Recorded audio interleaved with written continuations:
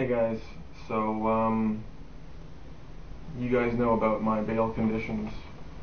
You know that it was only a matter of time before I breached one of those conditions, and that has happened.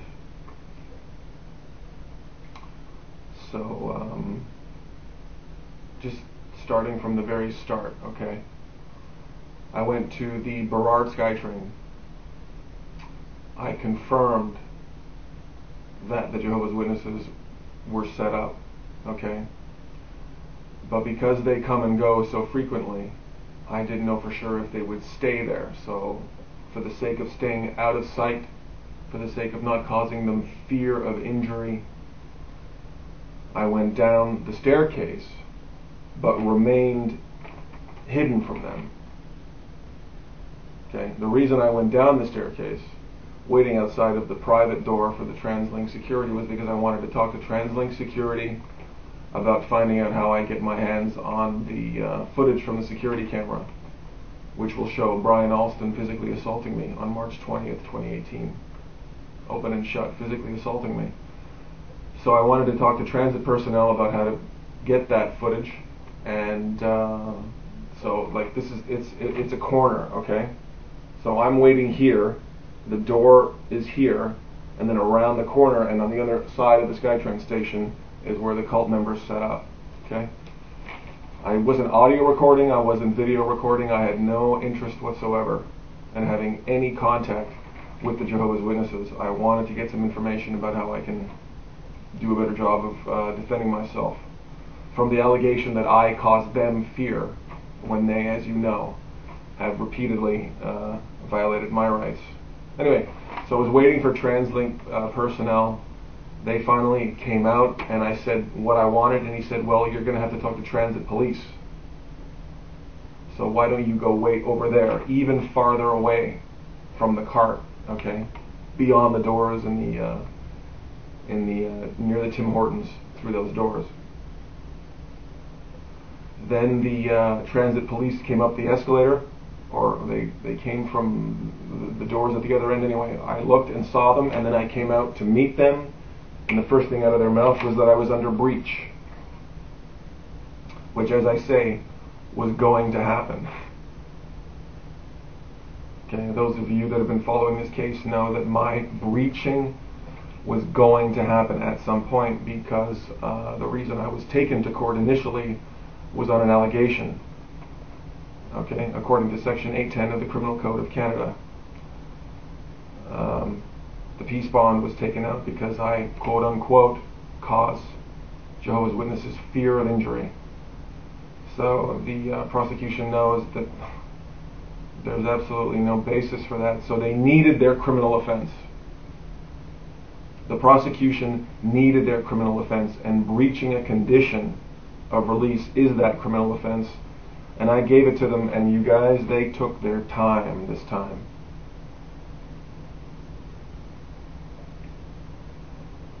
They took their time letting me know how small I am, how powerless I am.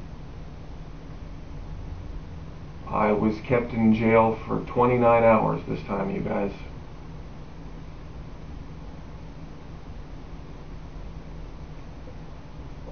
(28 or 29 hours) before I appeared in criminal court. The administrative Crown Counsel was serving as Crown. I thought I had a lawyer, it didn't work out, so I ended up having to rely on the desk duty lawyer. And when she finally met with me, she was not happy with me because she thought I didn't want her services. So when she did meet with me, she was like, well, I thought you didn't want to use me. Now you're ready to use me? Okay, let's proceed. 29 hours later. So she wanted to keep things moving, and after 29 hours, you guys, I wanted to keep things moving, so I was not in a position to defend myself at all this time.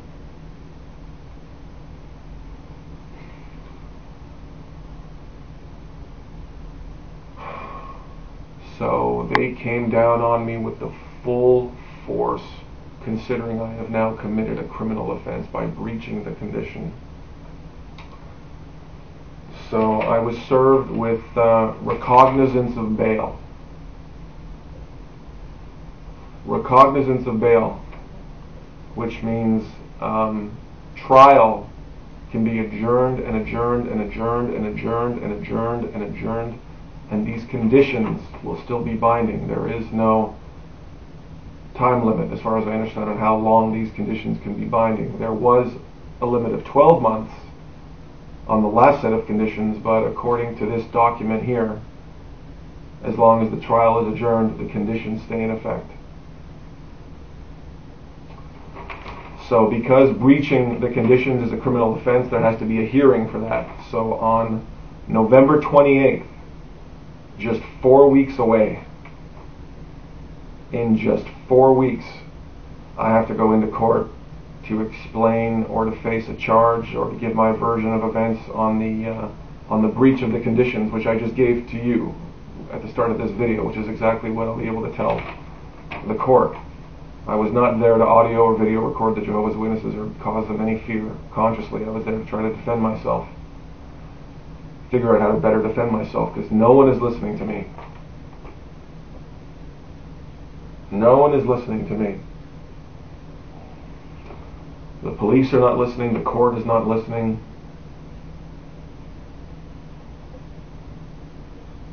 No one is listening to me talk about the Jehovah's Witnesses and their behavior and their policies. In fact, you know what, you guys, listen to this. The Crown Prosecutor in my trial was saying, Your Honor, the Jehovah's Witnesses just set up next to their literature carts. They don't actively try to speak to people who are walking by. If approached, they're happy to have conversations. So he was coming to the defense of the Jehovah's Witnesses. They're a peaceful, happy, friendly people. So, yeah. Now, the trial is still set for December 17th. Okay? But because there's this breach hearing on the 28th of November, which they're probably going to convict me for. They probably wouldn't be taking me to court if they didn't feel they couldn't get a conviction. So the reason I was arrested was because they do feel open and shut that it was a breach. 100 meters. I'd say technically it was between 20 and 30 meters. Point is that I've had to use those stairs on multiple occasions to access the SkyTrain. They've been there and I've ignored them. I've just gone down to the stairs because one police officer told me, well, if you have to gain access to an area where the person that you have the condition against is just installed, well, that just means, you have to quickly pass through. So I've been quickly passing through Burrard SkyTrain on 2 or 3 occasions over the last 70-something days. Technically coming within 100 meters, but the police have told me that's okay as long as you're just moving and you're not doing anything. Which you saw even in one video. I walked right past them. I had nothing to do with them. And the police didn't come arrest me then. So I maintained the distance this time. So I've given them their criminal offense. Okay? So now the prosecution has their criminal offense. And I have to face that and deal with that on the 28th of November. Okay? So on November 28th, they get to say that I breached a condition, which is the criminal offense, which then technically means I now have a criminal record. So come trial, 17 or about 19 days later, on the 17th of December, right, there's the breach hearing on the 28th of November, and then there's the trial on the 17th of December. So at trial, they get to say, Mr. Lefebvre has a criminal record. That's the only thing I've had going for me so far. Or one of the things I've had going for me so far is that they can't say that Mr. Lefebvre has a criminal record.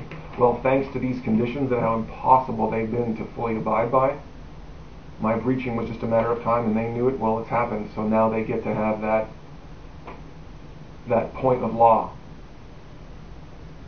Right? The criminal record will be official, I presume, come November 28th. So they get to talk about how I have a criminal record on the 17th of December at my trial. You guys, 29 hours in jail. Okay? I can't talk about it. I can't talk about it. I can't talk about it, you guys. It just happened. I just got home last night. I can't talk about it. It's still too fresh. I was at the lowest point of my life last night, and they really know what they're doing in those jails, coming down on people that they want to silence. So I have been silenced. To those of you who are involved in what was done to me, I'm here to let you know I've been silenced. Absolutely, positively silenced.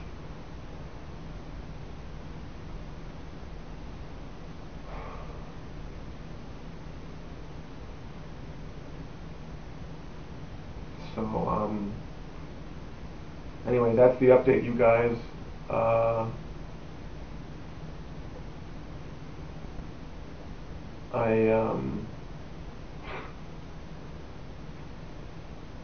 Now is definitely not the time for me personally to be on the offensive. Okay, even trying to say, but what about the Jehovah's Witnesses, is going to be considered rude of me at this point. And I see that now. So I have been put in my place by whoever, whatever, and 29 hours in jail, moved from cell to cell, given terrible food. I didn't eat for the entire time. I didn't sleep for the entire time. They keep this hissing noise going so you don't sleep. So after 29 hours of soft torture, I was brought before the judge and put in a box, and it was criminal court. It wasn't community court. It was criminal court. So it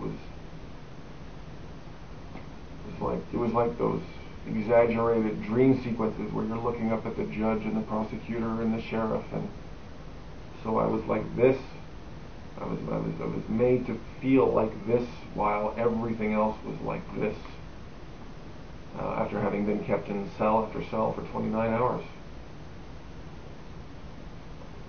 So the message has been sent in no uncertain terms. I am to leave Jehovah's Witnesses alone. So that's where I'm at right now, you guys. Freedom is an illusion. Okay? So those of you out there who are thinking of getting into car crashing or who are into it right now, here's the lesson. Here's the lesson. As soon as you start crashing, the objective, this is just my 2 cents, the objective is to have a reason to go talk to a security guard, to pick up the phone and call a police officer, because as soon as the Jehovah's Witnesses have a reason to go cry to a security guard or to take up their phone and call the police, they will. So instead of thinking, oh, what great footage that is for the video, look at them calling the police now. Look at them going to security now, and all I'm doing is asking them some tough questions. Look at what panic junkies they are. Instead of appreciating the entertainment value or the educational value of that happening, you can't do that. Right? How many times in my videos did I film the cult members calling the police, talking to the police, threatening to call the police, and I went, oh really? Oh wow, oh look at them go, look at them do this, look at them do that. Observing the cult members, right? Chronicling their behavior, being such panic junkies. But while I was doing that, I was digging this grave for myself. So the lesson is, if you're going to crash carts, as soon as Jehovah's Witnesses give you a reason to call security, if they touch you, if they grab a magazine from you, if they call you a cohort, with the implication being that you're one of Satan's cohorts, considering what they believe. Okay? As soon as you are a victim of their religious hate crime, or as soon as you are a victim of one of their assaults or intimidation tactics, you need to say how you don't feel comfortable and how you need to call security or call the police. That is what it is. And that is why nothing is happening. Because we're all too busy just filming them going, wow, look at them do this, look at them call the cops now, look at them do this, look at them do that, when you need to be ready to do that. Right? If I had called the police when Brian Alston assaulted me and insisted on explaining that to him and filing the report and making a big deal out of it, or when the other brother pushed me, or when she grabbed the personal property, or when he backed up into me and initiated physical contact, right? Or when he grabbed my wrist when I was trying to take the literature, if I had said, whoa, and made a big deal out of that and got my file on them going, I wouldn't be in this situation. So the reason I'm in this situation was because I did nothing to protect myself as soon as I had the chance. So for those of you out there who are crashing carts and doing this, as soon as you get given the chance to protect yourself from the Jehovah's Witnesses and make that the issue, you have to make that the issue. The issue is people have to protect themselves from Jehovah's Witnesses. Okay? I think that's what we're doing in a nutshell. We're showing people how they need to protect themselves from Jehovah's Witnesses. If you want to call it a public service, I guess that's the bottom line. For those of you that are doing this, okay? People need to protect themselves from Jehovah's Witnesses and not, answer the door, not read the literature, not go to the website, not have the discussions. But you and I, as ex-JW activists, you better believe we need to protect ourselves from Jehovah's Witnesses as well, so that none of you end up in the situation that I'm in right now, with a hearing for breach and then trial 2.5 weeks later where they get to say that I do have a criminal record because of the breach, which of course was going to happen and has now happened. So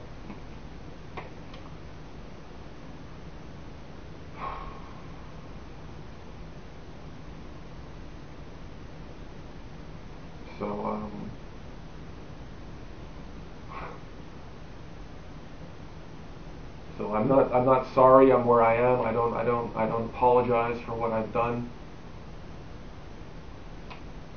I allegedly caused Jehovah's Witnesses to fear injury. Well, the only thing ex-Jehovah's Witnesses are causing Jehovah's Witnesses to fear is having to acknowledge the injury that they have already sustained as a result of being Jehovah's Witnesses. We really do make Jehovah's Witnesses fearful.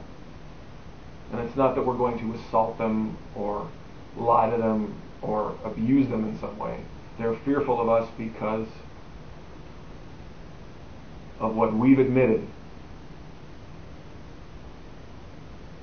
and what we've accepted about the organization where they haven't accepted or admitted it.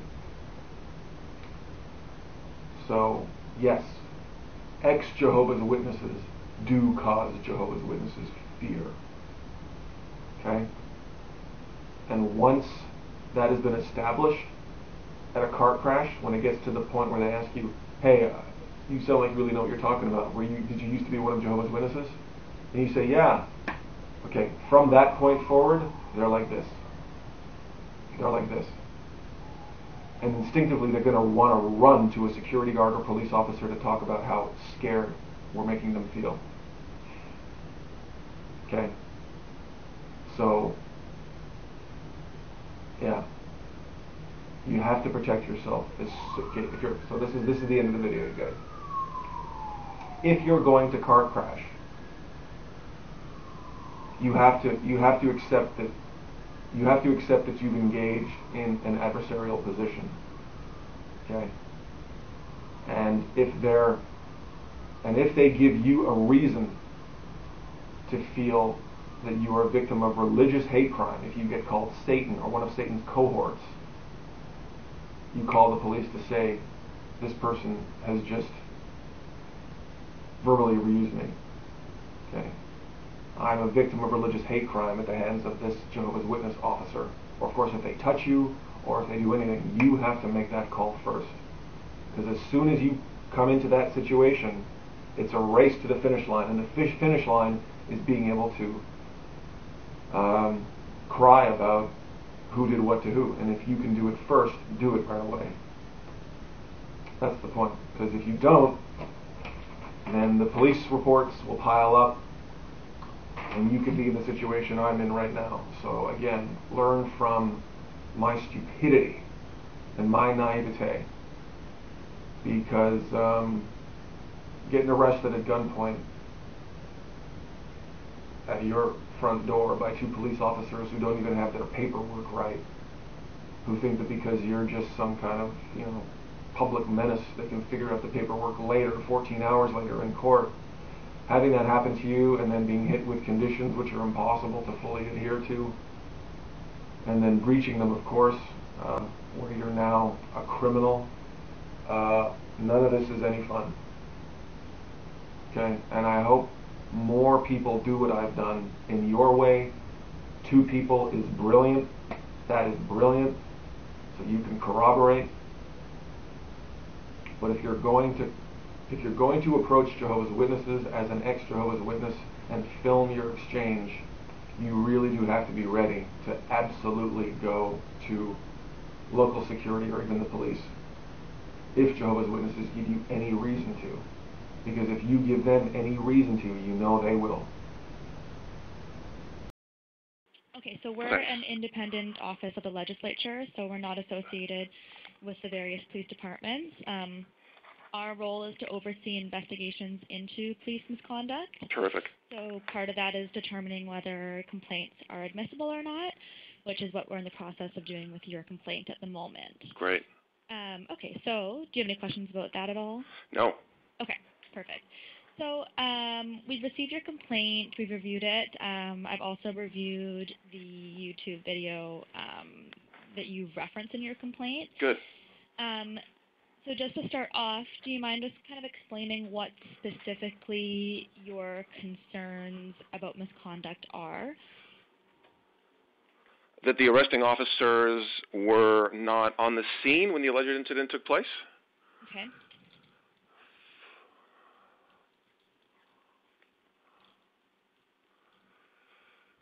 That the arresting officers came to my door, and the way she said, we're here to let you know that you're under arrest. Mm-hmm. Okay? And then I didn't respond. I said nothing, and still she put me in cuffs, and I went through the whole ordeal. And the officer, the blonde officer, I was able to see her badge number, but I repeatedly asked her for her last name, and she refused to give it. And she was quite, I don't know how to put it, but she seemed to enjoy the fact that she wasn't giving me her last name. I asked her for it about 4 times, and she didn't give it. And I mean, we're talking about, I'm sitting out in front of my apartment building in handcuffs. There's a paddy wagon sitting there, and I'm being told that I'm being arrested on a charge of criminal harassment when I've spoken to several other police officers about my activism. They've told me, no, you can go ahead and do that.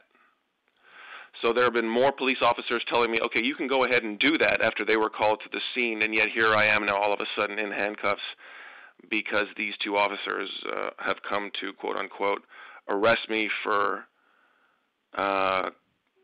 having an ongoing problem with a group of people on Granville. So the 2 officers who arrested me told me that it was for a charge of criminal harassment. Okay.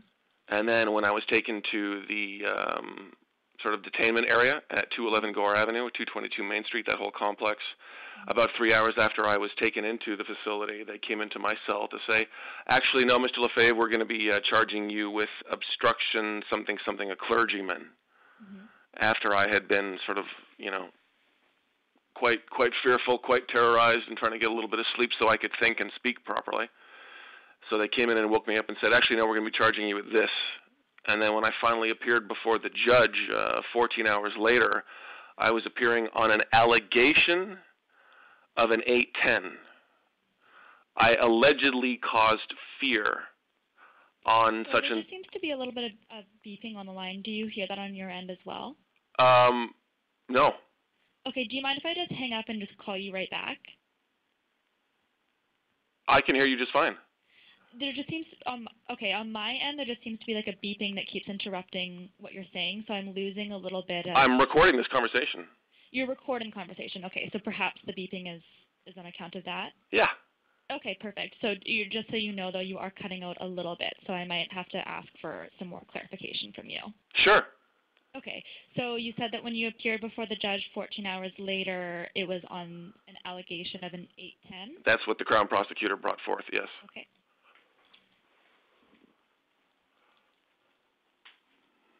So I'm just wondering why the police are coming to arrest a person when the person is only finally appearing before the judge on something completely different. I think it's an issue that the officer didn't identify herself. Your concern is that you were arrested, but that when you appeared before a judge, you were appearing on the grounds of something different? Very different, yeah. And what's your basis for thinking that it was something very different? Because I was told at my doorstep that it was for harassment, and I was told by the judge that I was appearing before her, and the Crown Prosecutor brought forth that I was actually appearing on an allegation of an 810, which is causing fear of injury / damage by another person, and they're two completely different charges. Sorry, can you just repeat that last bit? It cut out again. Yeah, they're two completely different charges. Criminal harassment. So, you were told at your doorstep that you were being arrested for criminal harassment, but then the judge told you that you were appearing on an allegation of, and then it cut out. An 810, 810. Which, sorry, go on. Which is causing fear of injury. Okay. I allegedly caused fear of injury when there's video proof, when there's video documentation showing exactly what it is that I do, and any fully investigating police officer would be able to determine that I definitely don't cause fear of injury. In fact, I have been the one who has suffered injury at the hands of Jehovah's Witnesses in my videos. So. You have suffered fear of injury from? Oh yeah, and have received injury. Yeah. So you've suffered fear of injury, or you've received injury? Received injury.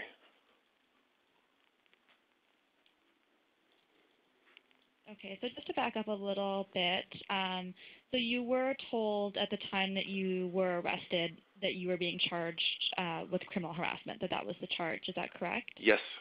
Okay. And at what point, because I've watched the video, but it does cut out shortly after they knock on your door. So because my hands were in handcuffs and the recording device was placed down, yeah. Okay, so at what point were you told that what you were being charged with? Some point while I was being held outside of my building, either in the elevator or out front. It's going back over 2 months at this point, yeah. Okay.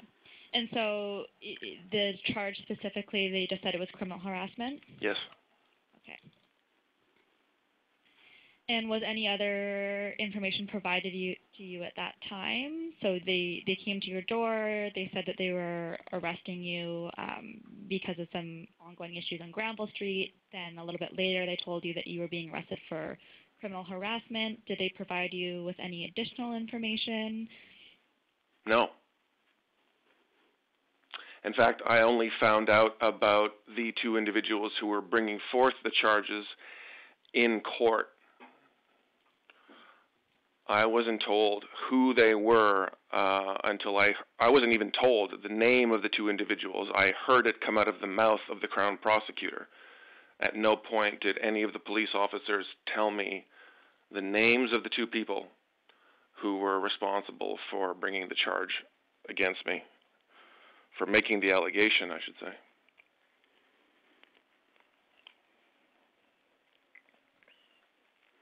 Okay, so the extent of the information that you received when you were arrested was that you were being charged with criminal harassment? Correct. Okay. And was it a surprise to you when the officers showed up at your door? Very much. Very much. It seems on the video, though, that you were already recording, it appears that you were expecting their attendance. Excuse me? Like on the video clip on the YouTube. Yeah, no, I heard, but I saw them through my door. Okay, so you looked through the peephole and then... began recording.